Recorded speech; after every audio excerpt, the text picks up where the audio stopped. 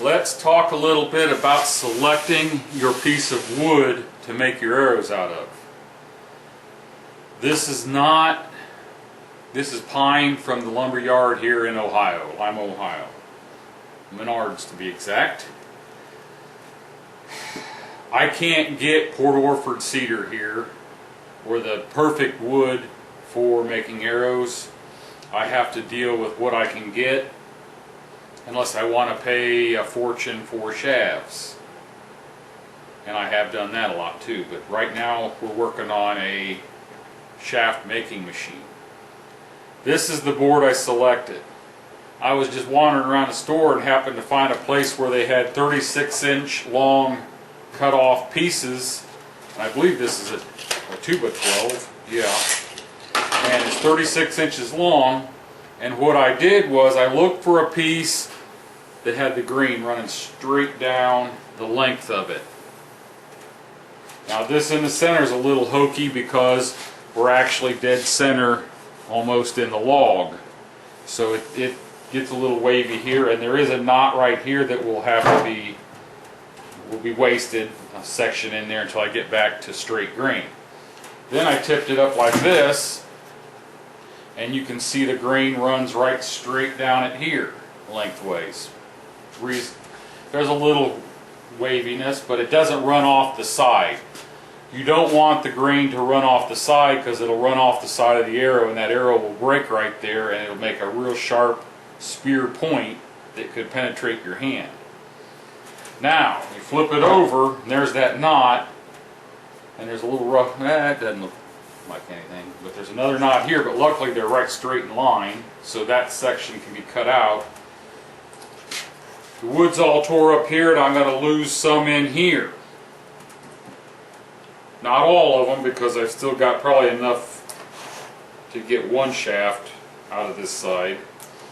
But I went up to the cashier to buy it, and I flipped it over and I said, can I get a discount on this because it's messed up? First of all, I think it was only like $5.50 for the board. And she called the manager over and he gave it to me for $1.60. So I got this board for $1.60. Other than this and those two knots, it's going to be perfect for what I want to do, because it's got the straight grain running lengthways here and here. So I know I'm going to have some good shafts. That's how you pick out your board for making arrows. Now if I was to take like a 12-foot or 10-foot or an 8-foot board, it's really hard to find a section long enough to make arrows out of, and you're just going to end up basically wasting the rest of it that you can't use. So this was a real steal. Okay, now I'm getting ready to cut my 3/8 inch strips. Let's talk a little bit about safety. This saw has never had the safety guards on top of the blade. I just can't deal with that. It's up to you. I'm not recommending you don't use them. It's just I've never used it. I've had this saw for 30-some years. They've never been on it. One thing I do is I never cut anything with the blade more than about 1/4 inch above the work surface, the wood surface. I saw someone the other day, I think they were cutting something about 1/4 inch thick, and the blade looked like it was at least an inch above the wood that he was cutting, or she. I don't remember who it was. But I'm not a safety Sally to get on there and give them heck on the comments, but please think about that, because you don't want that any higher than it has to be. I've got my fence set up 3/8 inch over. I've got a thing here to catch my work as I'm cutting. I got to get it lined up so I'm straight, but we're going to start cutting. It helps to have something out there to catch your work. I've got some rollers, but you want them straight in line with what you're cutting, because if they're crooked, your piece will get on it and start wanting to run the direction the rollers are aiming. So you get it good and straight. I'm all ready to start cutting. I'll cut a couple on with the camera on because I have caught hell for not showing that kind of stuff. I've got a push stick here that I made years ago, and as I come through, I'm going to be using the push stick to push it, and I'm going to put my other hand out here to keep the 3/8 from going down in between the blade and the table. It's just to keep it from tipping.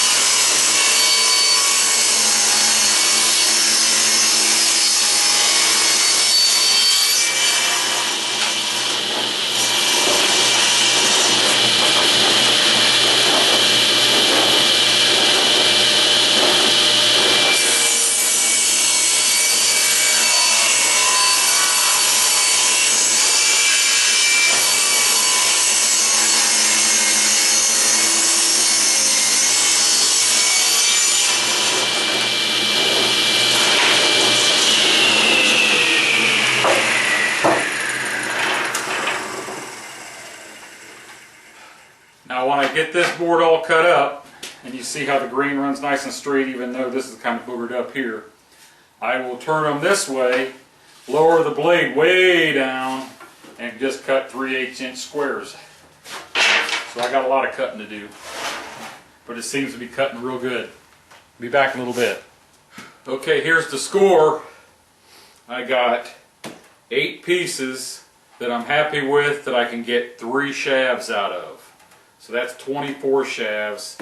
Here's 6 that this side's good, but there's a little crook in the grain over on this side, so I can get 2 out of, and that's another 12. And these are the ones that were near that where the wood was tore up. But on the other side I can get 1 shaft material to make 1 shaft out of, so I'm going to cut those just one time. And I've got 9 sitting over here that I'm just not going to trust to cut. So I got 9 waste, and the rest of them here, which is 15 that I can get at least 1, 2, or 3 shafts out of. I got my blade lowered down. Let me move this stuff out of the way, and we'll cut a couple of these and show you how I do it. It's a little bit more of a pain. Now I did also lay them all down. This is the side I want against the rip fence. So when I bring them over, I just start cutting them. I don't want to flip them over.